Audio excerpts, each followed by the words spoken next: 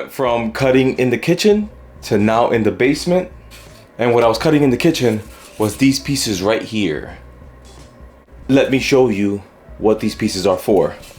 So when I pour the self-level, I don't want it to touch this. I want there to be a gap over here. As you guys can see, I also blew this out.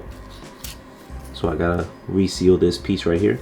But I want there to be a 1/16 of an inch reveal also on this side.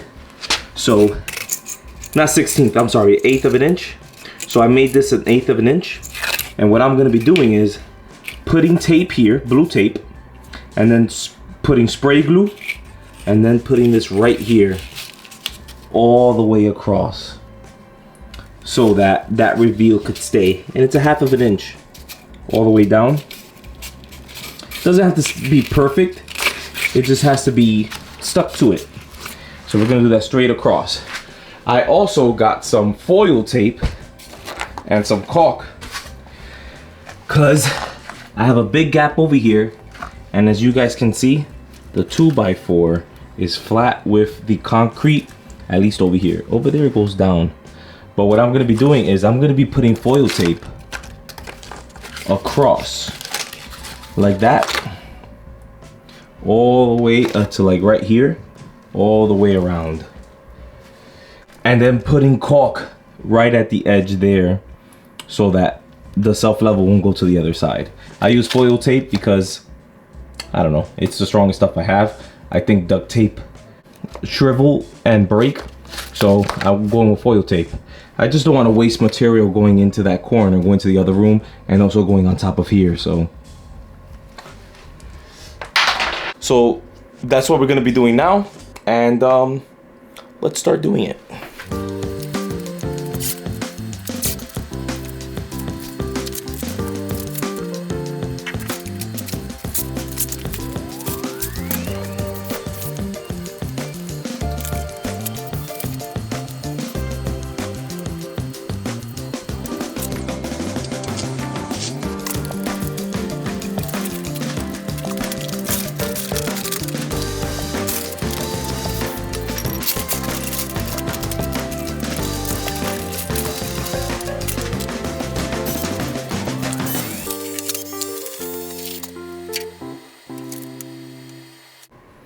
Just wanted to show something that I forgot to mention.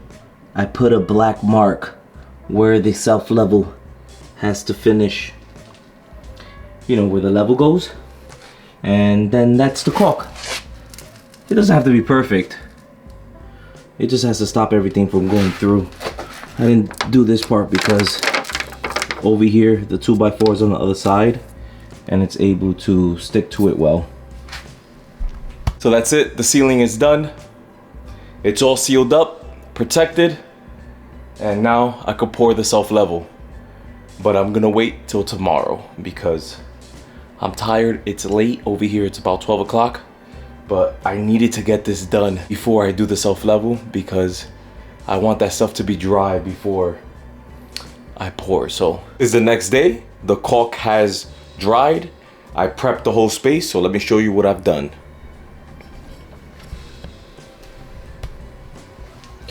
So I have the line here of where the self-level is supposed to go up to. I also made a couple of marks like that one right there, that one there, right there, and there. Same thing on this side. One there, one there. On every stud I made a mark. I also made a mark over here to see where the level's supposed to be, also over there. I set up the laser on the main line, which is right here.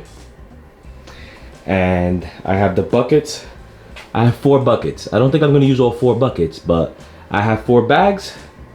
And it's better to be looking at the water than to be looking for the water. So I set that all up so that if I need it, I have it. And you guys have seen me do this before. It's a bit nerve-wracking if you want me to be honest with you, because as I said in previous videos when it had to do with the self-level, I have 20 minutes from when I finish mixing the self-level. So this stuff dries quick, man. So I gotta make moves and I gotta move fast. So I am gonna be setting up the camera, putting it in one place, and just making it into a time lapse, because like I said, I have a little bit of time and I don't want to mess it up since this is the finished floor. So hope you guys enjoy this time lapse.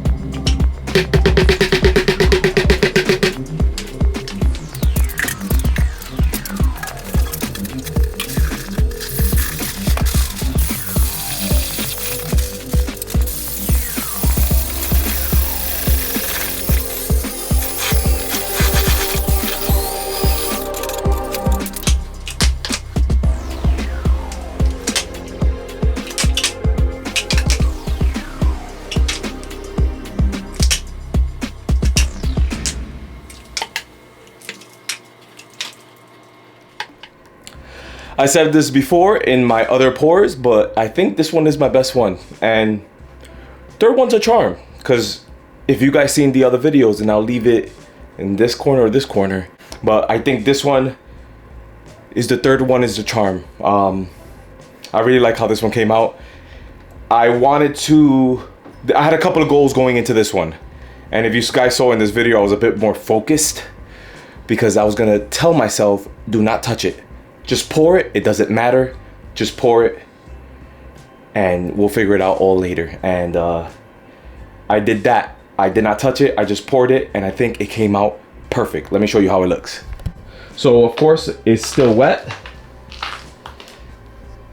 so we can't see where the mistakes are just yet, but I think there might be a mistake there where I poured that area, that little corner, and then this one, so you have a little line going across like that. I really like that swirl that's right there,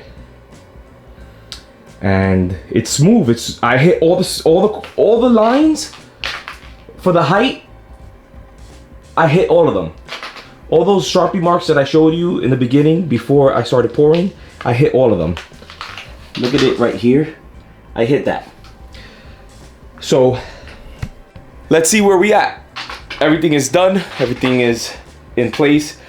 I don't like to be in the basement while this stuff cures, because if something falls on it, it's done with. So I'm gonna get out of here. I'm gonna turn off the laser and clean up these buckets, because I do have to do one more pour. So I wanna have that available. So I'm gonna clean those buckets. And yeah, oh, before I go, I didn't even use the leveler, I guess it's called. And that's one of the tools that I recommend you get. And I didn't use it on this one. I wanted to control the height of it with the pouring. I wanted the pour to get the height, not me to have to touch it and move it. So let's see how it comes out. Depending on my attitude in the next scene, you're gonna see if it came out good or bad. So I'll see you guys on that scene.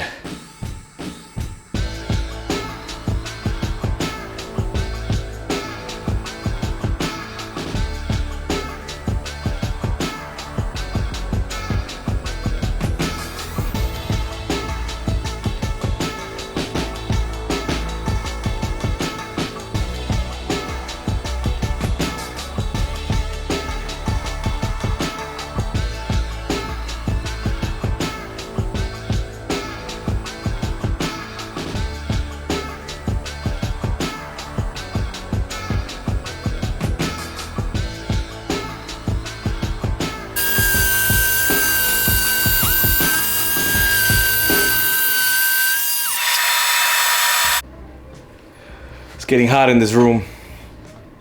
I wanted to wait to finish the ceiling and everything to show you guys the floor, but since this part of the floor came out the best, I want to point out what I did wrong while it's still unsealed. So yeah, let me show you. So check it out, guys. Look how it's looking. It looks great, and you guys can't feel it, but it is very, very flat. There's no bumps. As far as if we could say bumps, if you want to say that there's a bump or something, this is the bumps right here. It's like bubbles and stuff in there. But to be honest, I rather have that than what I had in that area, which was bumps and divots, and and all that other stuff. But this area right here, this is nice and flat. Let me show you this line right here. If you guys remember in the first video where I did self-level, I put like this rubber caulk. I forgot what it's called, but you can check it out in the video in this top right corner. I put like this rubberized caulk, so every time I stepped on this, this started cracking, and you can see this is cracking over here. You can see how it's moving right here. That is a no-no. We can't, if you're gonna be doing this floor, do not do what I did in that video. But yeah, but this edge is looking good. When we get over here is where there was a problem. So as you guys can see over here, there's two lines, and what happened here is that the, what is this, styrofoam that I made, sacrificial, like space saver, I guess. What happened was when I poured this the self-level, it got under and behind this part. So that's why we have two gaps here. I think this is okay because my goal for the future, oh, you can see how it gets bigger here. My goal for the future for this joint, and you can see actually here where it's blew out a little bit. But anyway, my plans for the future for this gap is to fill it in with gray epoxy. So when I fill this in with epoxy, it's gonna fill in the gap, and I'm gonna see if I get a little bit of rubberized epoxy, but it should hide all of this. And the blue tape that's in there that I'm having difficulties taking out, I'll focus a little bit more on that later off camera. But other than that, everything's looking great. This part of the floor came out the best, and I believe I learned my lesson. And the lesson was, don't touch your self-level, just pour it. And I think I got used to pouring it and the tricks of how to pour it and all that other stuff. But yeah, so I wanted to show you guys that before I seal it. But all that's left is mopping the floor, because I did get some footprints on it with the dust that I have all the way around. So I'm gonna mop it and do 2 coats of sealant. So that's where we're at.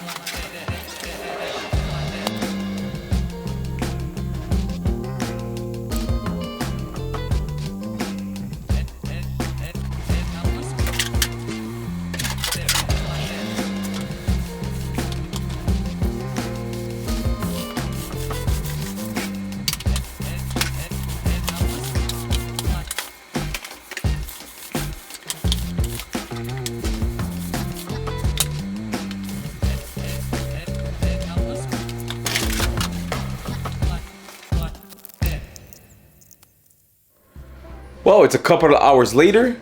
The floor is dry, and let me show you how it came out. Check out this wonderful floor.